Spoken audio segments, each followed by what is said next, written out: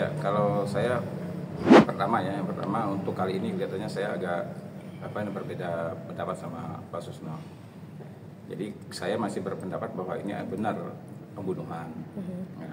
Nah, terkait dengan Pak Rudiana ini belum muncul sampai sekarang. Nah, ini kan justru menambah keyakinan kita, ya saya umpamanya terutama kenapa Pak Rudiana tidak mau muncul? Berarti kan ada sesuatu. Ya. Ada sesuatu ini apa? Nah, dalam kesempatan yang lalu kan saya sudah mengatakan, saya boleh dong menduga, jangan-jangan ya, dugaan saya ini Pak Rudiana ini jangan-jangan dia pelakunya. Nah, kenapa saya bilang bisa jadi Pak Rudiana ini pelakunya? Karena begini, Pak Rudiana ini kan tidak pernah memberikan kesempatan untuk reserse untuk mencari pelakunya. Kalaulah umpamanya Pak Rudiana pada saat tanggal 28 itu dia curiga bahwa ini adalah pembunuhan, idealnya ya, dia melaporkan tanggal 28 itu ke Polres. Nah, cuma yang menangani pasti bukan dia. Karena yang menangani pasti reserse umum. Nah, saya menilai bahwa Pak Rudiana ini tidak memberikan kesempatan kepada reserse umum untuk melakukan penyelidikan. Kenapa kok dia yang mau mencari pelakunya? Terus dia mengeluarkan surat penyelidikannya sendiri. Nah, kan ada dong kecurigaan saya. Saya rasa juga Pak Susno juga pasti tahu lah. Kalau seandainya dia melaporkan ke polisi tentang terkait dengan dugaan pembunuhan, yang menangani tentu reserse umum. Nah, artinya ketika itu dilaporkan, kita anggap nih ya, Pak Rudiana membuat laporan tanggal 28. Langsung perkara itu ditangani oleh reserse umum. Pertanyaannya pasti bukan Pak Rudiana yang nanganinya. Nah, ini artinya terkesan Pak Rudiana ini tidak mau memberikan kesempatan reserse umum untuk mencari pelakunya. Kan ada tanya dong, ada apa? Kenapa Pak Rudiana tidak memberikan kesempatan untuk reserse umum untuk mencari? Nah, kan jangan-jangan kalau seandainya reserse umum yang menangani perkara ini, kan bisa jadi pelaku yang sebenarnya bisa ketahuan dong. Nah, logikanya begitu. Kenapa kok Pak Rudiana tidak mau membuat laporan, tetapi dia melakukan penyelidikan sendiri, bahkan penangkapan sendiri. Nah, di sini kecurigaan saya nih, apalagi CCTV, handphone sampai sekarang belum dibuka. Kalau ini kecelakaan tunggal ya, saya rasa juga kepentingan Pak Rudiana apa? Tinggal buka aja CCTV-nya, tinggal buka handphonenya, selesai. Kenapa kok di sini Pak Rudiana terlibat? Menurut saya kok jauh banget gitu. Tambah lagi sekarang Sekarang dia muncul aja enggak. Nah, Pak Susno sekarang minta muncul dong. Ya, kita juga pengen dia muncul dong, ayo. Nah, sekarang makin lama makin hilang.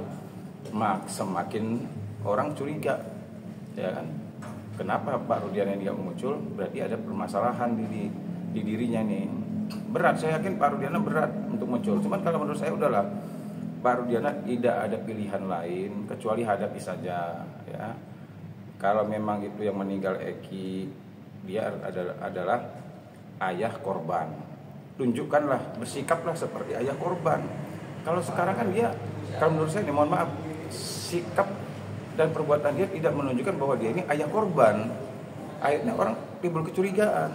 Terlebih-lebih lagi kalau dia mencurigai tanggal 28 itu ada pembunuhan, kenapa dia tidak melaporkan? Kalau dia murni benar curiga bahwa ini pembunuhan, menurut saya dia tidak punya niat lain. Pasti tanggal 28 itu dilaporan ke Polres. Pak, saya laporan. Kenapa? Saya curiga ini adalah pembunuhan. Pasti buat laporan. Nah, cuma ya Pak Rudiana pasti tahu bahwa ketika ini dilaporkan pembunuhan, pasti yang menangani perkara ini reserse lain, bukan dia. Nah, saya justru khawatir ya. Andai kata Pak Rudiana tidak mau melaporkan, jangan-jangan dia khawatir nanti reserse yang menangani ini, dia olah TKP, dia cari pelaku dan sebagainya. Justru reserse ini menemukan siapa pelaku aslinya. Nah, kenapa kok Pak Rudiana ngotot dia melakukan penyelidikan sendiri, bahkan dia menangkap sendiri, selesai di situ. Nah, disinilah kecurigaan besar saya gitu. Nah, yang pertama kemunculan Dedek nih, ya. Kemunculan Dedek ini harusnya yang pertama nih harus disikapi rasa syukur ya. terutama bagi keluarga. Walaupun keluarga ini keluarga terpidana ya, walaupun keluarga terpidana ini mungkin ada rasa kesel dan lain sebagainya, tapi kita harus beri dulu acungan jempol kepada Dede. Karena apa? Jujurnya dia ini membawa risiko, luar biasa risikonya. Bahkan dia berpotensi masuk penjara kan, tapi dengan keikhlasan dia mengatakan bahwa dia siap, yang penting 8 terpidana ini keluar. Nah menurut saya, Dede ini muncul, kalau menurut saya keluarga terpidana kita harus bersyukur juga. Artinya ini bisa juga kan disebut juga novum baru juga kan. Nah apalagi sekarang Dede sudah mengatakan bahwa dia diarahkan oleh Pak Rudiana dan lain sebagainya.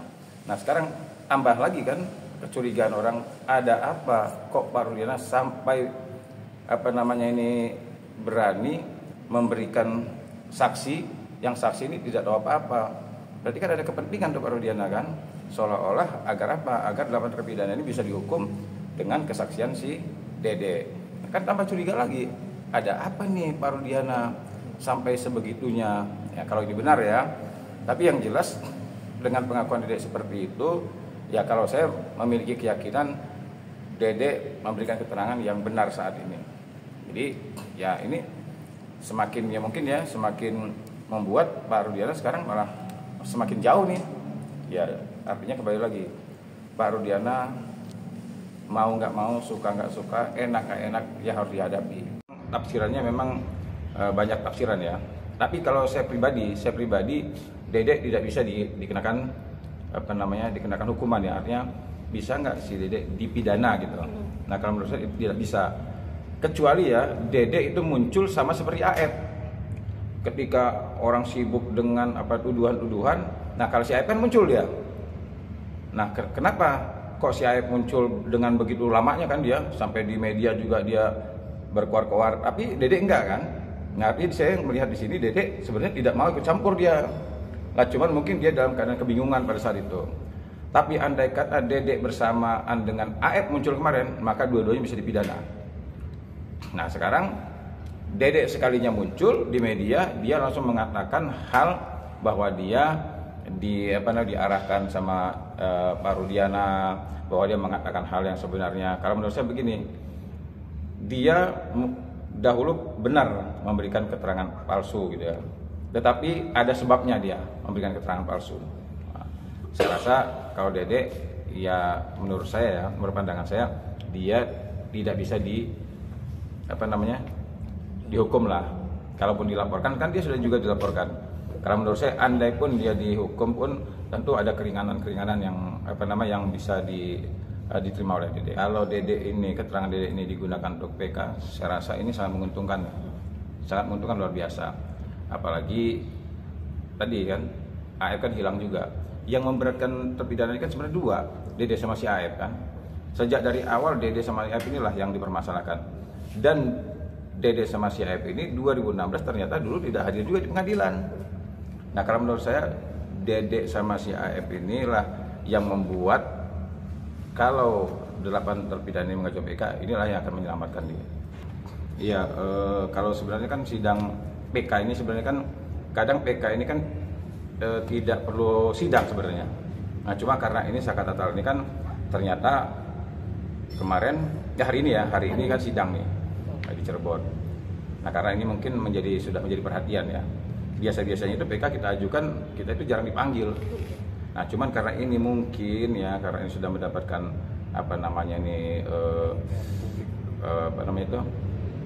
perhatian dari publik ya, dan juga perhatian sangat kencang nih. Nah ya mungkin diundang dan disidangkan. Nah ini kalau nggak salah itu sidang putusan tuh berapa bulan gitu. Karena memang kalau PK ini kan tidak ada hukum acaranya. Beda dengan sidang-sidang biasa, itu hukum acaranya jelas, seminggu putus. Kali ini enggak, dia cuma kalau nggak salah 140 hari dia putus tuh.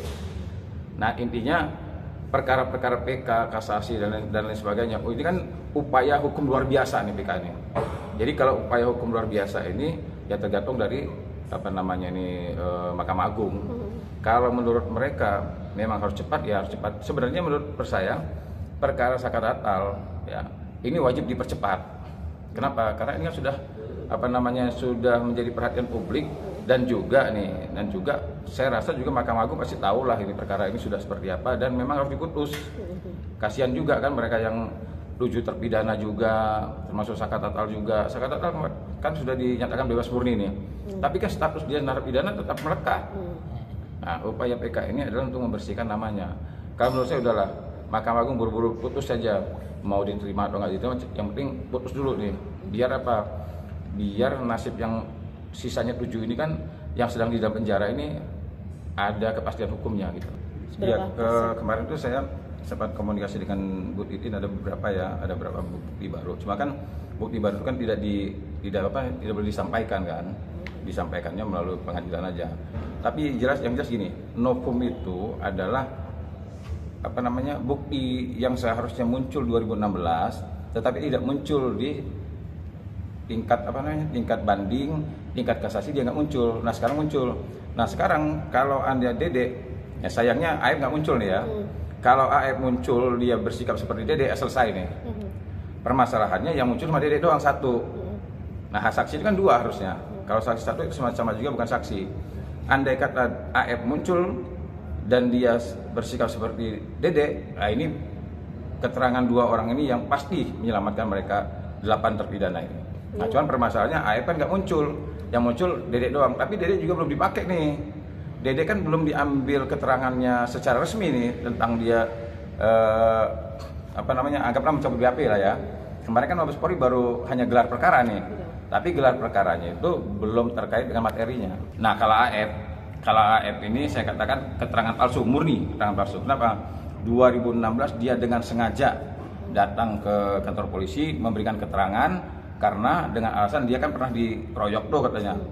Yang lebih menguatkannya lagi 2024 dia muncul nih sekarang. Muncul memperkuat lagi keterangan dia 2016 kalau AF murni memberi keterangan palsu. Dan ini ancamannya luar biasa berat. Menggugat kerugian itu kan sebenarnya semua perkara pidana itu bisa digugat perdata. Jadi kalau seandainya kita merasa dirugikan terhadap perbuatan orang, itu bisa digugat. Semua bisa digugat, polisi bisa digugat, CI bisa digugat. Nah, cuman permasalahannya ketika orang sudah masuk penjara, apakah mau hakim mengabulkan ganti ruginya gitu. Nah, sementara orang sudah menjalankan hukuman gitu. Tapi bisa digugat. Yang jelas perbuatan pidana semua bisa digugat perdata ganti rugi. Kalau saya kebetulan dalam perkara walaupun saya diajak ya sama Pak Farhad gabung sama Saka Tatal, tapi jujur aja saya kurang aktif gitu. Saya kemarin dihubungi sama Pak Farhad di WA untuk berangkat ke Cirebon. Nah kebetulan saya konsen di Jakarta. Nah hari ini juga sidang, sekarang ini saya sidang juga, ada 2 kali sidang. Jadi artinya saya ini hanya nimbrung aja gitu, nimbrung di grup, komen-komen. Tapi untuk langkah lebih lanjutnya untuk mengambil langkah-langkah hukum, yaitu semuanya ada dibahas sama Bu Titin. Saya sebenarnya ketika Peggy ini ditangkap ya, saya memang sudah niatkan dalam hati saya membantu Peggy plus 8 terpidana. Caranya seperti apa? Caranya saya mengungkapkan kebenaran. Satu-satunya yang saya lakukan pada saat itu saya sampai turun ke Menko Polhukam, ngirim surat ke Menko Polhukam, ngirim surat ke Mabes Polri, bahkan juga menyampaikan tentang Peggy Setiawan yang di Cianjur. Nah termasuk sekarang ini saya gugat Kapolri kan. Nah andai kata gugatan saya terhadap Kapolri ini dikabulkan, ternyata handphone bisa dibuka plus CCTV dibuka, ini 8 terpidana duduk manis saja.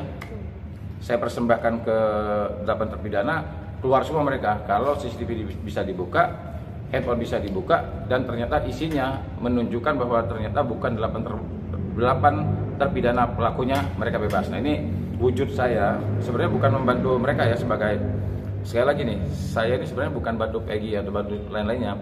Tugas saya adalah mengungkapkan kebenaran agar apa? Agar terciptanya keadilan. Jadi jangan lupa untuk subscribe Cumi Cumi. Ditekan ya tombol lonceng merahnya.